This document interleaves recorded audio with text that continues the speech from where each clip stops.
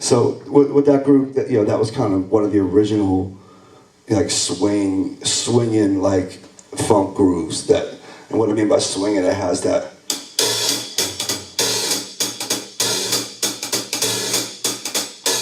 And that's what I consider like, a triplet bass swing groove. Even though the way that he plays it is sort of in the middle, between swinging straight, and then there's the other, Clyde, that's Jabo, Jabo Starks, and Clyde Stubblefield, did like grooves like the Funky Drummer, and do you know the bass of the Funky Drummer?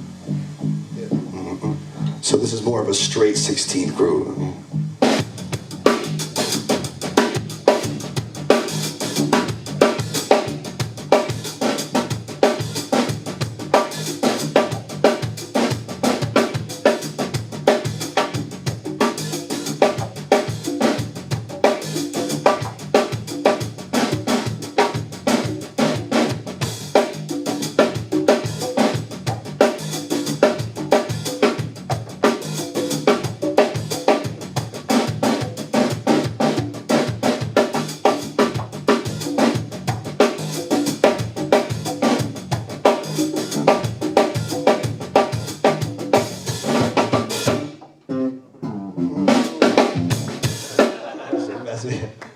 Yeah.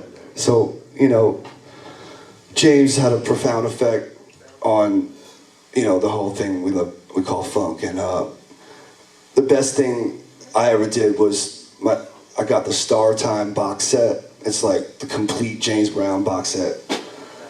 And went in the basement for years and years and played along with the Star Time box set over and over again. And what I would do is I would take, at the time, my little dad had a little tape recorder with tapes, blank tapes, and I put it in there and press record as I was playing along to it, just to see. So what I'm doing, I was done playing, I would go and I'd hang out in my room, whatever, clean up a little bit, and listen to myself play along to these records.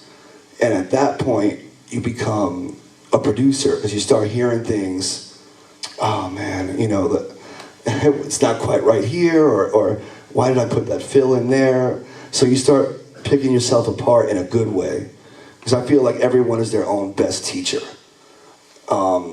If you listen to a recording of just yourself playing drums, you're gonna know. If you really sit there and listen to it and close your eyes and get into this person, get away from it being yourself, just listen to yourself objectively, and you'll figure out so many things about where you want to take the drums and where you want to get your feel from, and how you want to make it feel, and to get closer to the records that you love. Like when I used to play along with Michael Jackson, Off the Wall, a lot. That record is very important to me.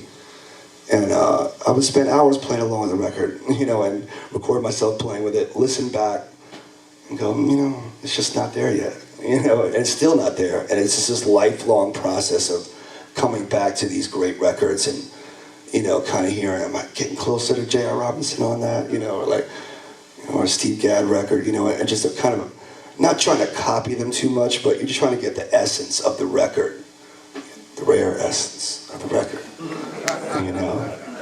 So, so we love, we worship these records and the musicians that played on them. I got to, me and Shabin's just got off a crazy boat called Jam Cruise, where they have a bunch of bands.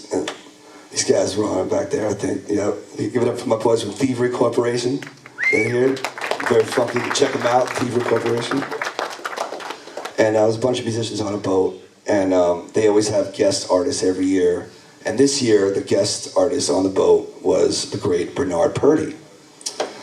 So, we do this customary autograph signing where all the bands line up and the whole boat comes. And I go to sit down, I'm half asleep, but they have a jam session going till 6 in the morning every night. And I sit down, and to my left is Bernard Purdie, the great Bernard Purdie. And he just came out with a book called Let the Drums Speak. And I highly recommend this book. He's from Maryland, and he grew up in Elkton, Maryland, or something like that. Yeah. And he had a hustle mentality, and he grew up. He was always the best in his town, but he had a teacher that wouldn't let him play drums in the school band. He goes, "I want you to play flute and trumpet." And he goes, "Why would you do that to me? I'm the best drummer." Because secretly the teacher wanted him to know music. So years later, Bernard Purdie was able to read anything. You give him a piano chart with a bunch of chords and rhythms, and he would already have the drum part composed in his head. He would know what the bass line would be. So he became a producer.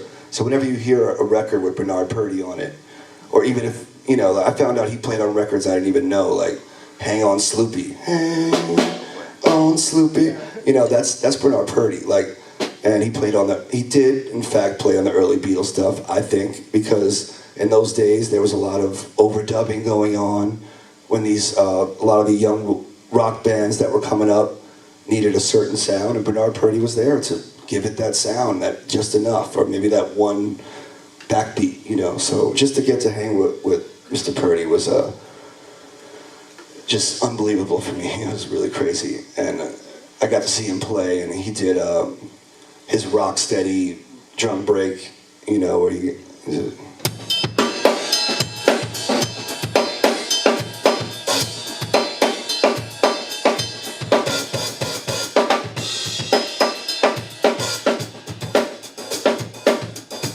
Has this thing about it's so alive the way it's just forward motion. So he grew up. In his book he talks about he grew up next to train tracks. His house was next to a huge, and every day the train would come by.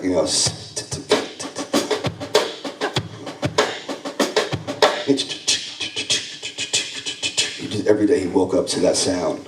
So he created that. With his fingers play on the snare drum head when he's playing a ballad. That's how he's able to cook at such a low volume.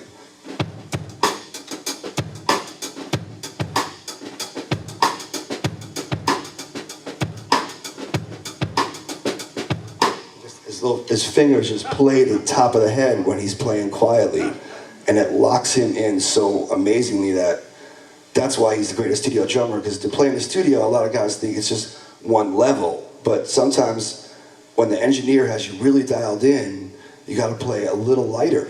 You gotta play quieter. And live, if I come off a huge tour and I go straight to the studio, it messes me up because I'm not in studio mode yet. Because studio mode's a whole different mode. We just recorded our new album, Crush, and the engineer, he has the drums so fat in the headphones, and I love it, compressed and thick. And what that allows me to do is play a little lighter and kind of get more into the sound of the drums as opposed to live where you just, up here sometimes. So, yeah, next time you're in the studio, try, a little bit less, Should we play one of the songs?